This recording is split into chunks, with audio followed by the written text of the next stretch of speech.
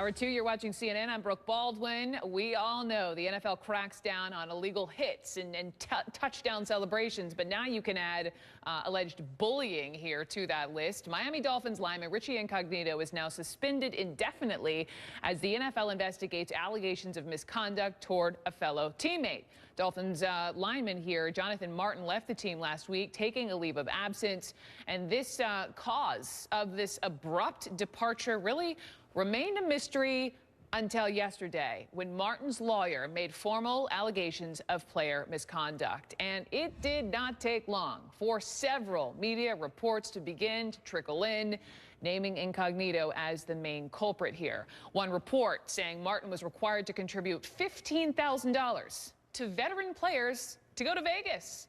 By the way, it's a trip Martin himself didn't even take. He paid, though, he says, because he feared the consequences.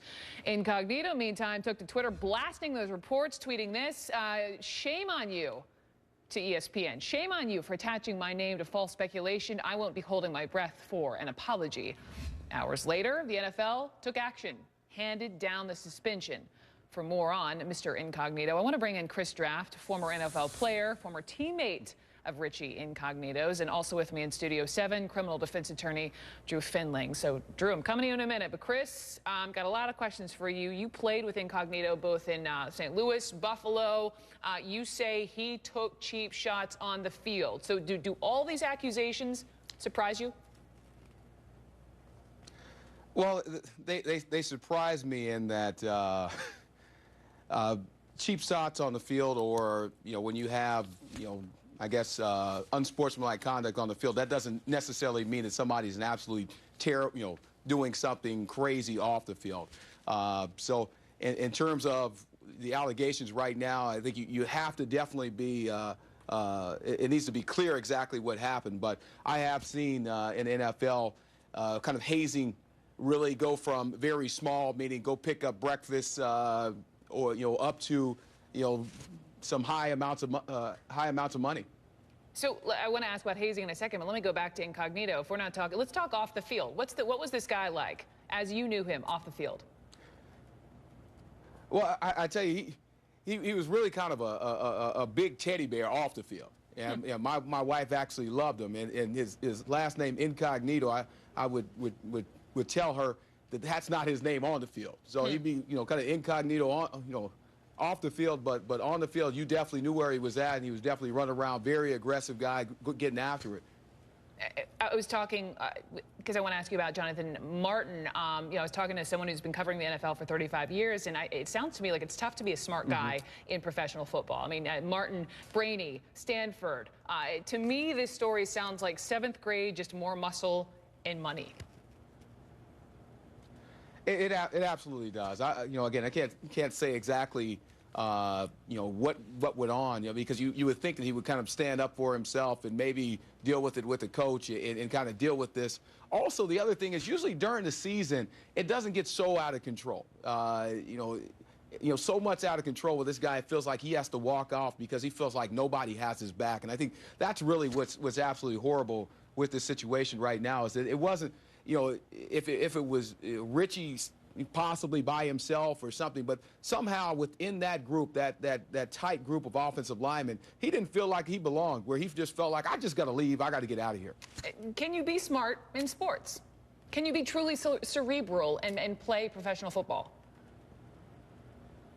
Well, absolutely. I mean, I played, I have a Stanford degree.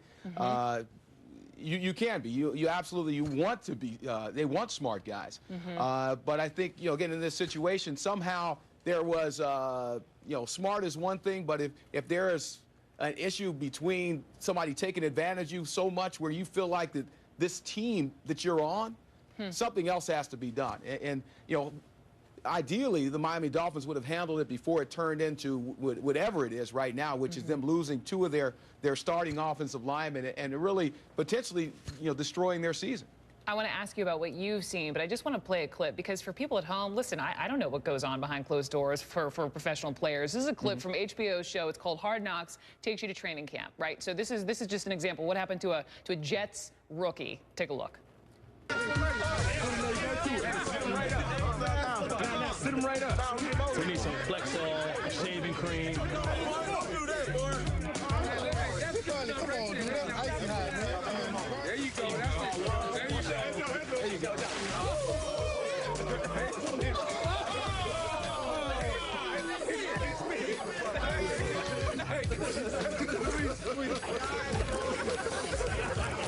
Way to be a good sport. Chris, I don't know if you have a monitor. Basically, it's this guy, you know, hogtied, iced, Gatorade, powder all over him. What's the worst thing you've seen in your years? Something similar to that. I think probably that doesn't compare as much when somebody has to spend a lot of money. And I think somewhere in the thousands of range, I've seen those. But I think what you're seeing, there's a change. I mean, when I first came in the league, I mean, there was this this hazing where a veteran felt like he wouldn't even talk to you as a rookie.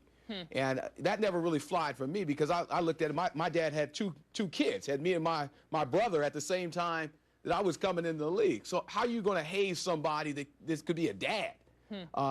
But some of that stuff is, you know, people are holding on to. And I think what you're seeing right now with what's going on with Richie and there's some of the things that's happened with the NFL is it's just going to have to go. They're asking. I mean, the powder, the tape, all these things. In this day and age, I mean, it's just not cool to be a bully anymore.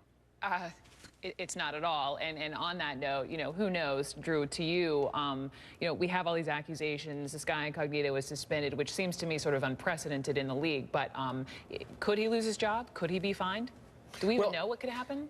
I think we're seeing a lining up of stars, but not in a good way. I think that there are a lot of undrafted offensive linemen that for $1 million a year would take shaving cream and ice thrown at them. I think the issue that we're going to see when all said and done, Brooke, is that we're dealing with an issue of emotional instability to some degree, combined with being harassed like he is. Bullying is for the schoolyard. Bullying is elementary school, middle school, sometimes high school. It's not the right word Bullying for this. is not NFL players.